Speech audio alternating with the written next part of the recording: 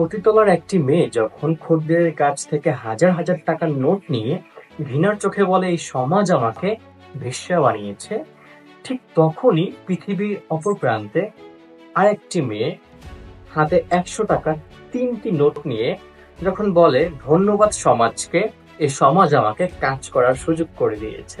রাতের অন্ধকারে সিগারেটের ধোঁয়া উড়িয়ে বেকার ছেলেটি যখন দেশ ব্যবস্থা এবং সমাজকে গালি দেয়, ঠিক তখনই দেশের অপর প্রান্তে অন্য একজন ছেলে সিগারেটের সেলসম্যান হয়ে ঘাম ঝরাচ্ছে।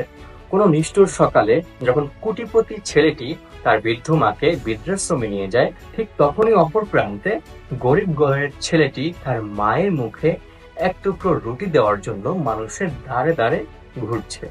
প্রশ্নের বিপরীতে তার জবাব থাকে, মা পাশে না থাকলে আমি কি করব?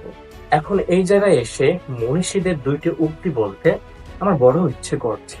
সত্যিকার অর্থে জীবনে কিছু করতে চাইলে একটি রাস্তা খুঁজে পাবেন, আর না করতে চাইলে পাবেন শুধুই অজুহাত। পৃথিবীটা ঠিক তেমনই যেভাবে আমরা দেখি। প্রশ্নের বিপরীতে তার জবাব, পরিশ্রমী আমাকে বেকারত্ব থেকে মুক্তি দিয়েছে।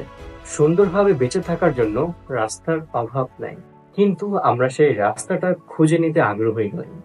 সবসময় আমরা ভাগ্যকে দোষারোপ করি। ওই যে পৃথিবী ঠিক তেমনই, যেমন আমরা উদ্যোক্তা হন, পরিশ্রম করুন, ভাগ্যকে দোষ না দিয়ে পরিশ্রম করুন। ধন্যবাদ।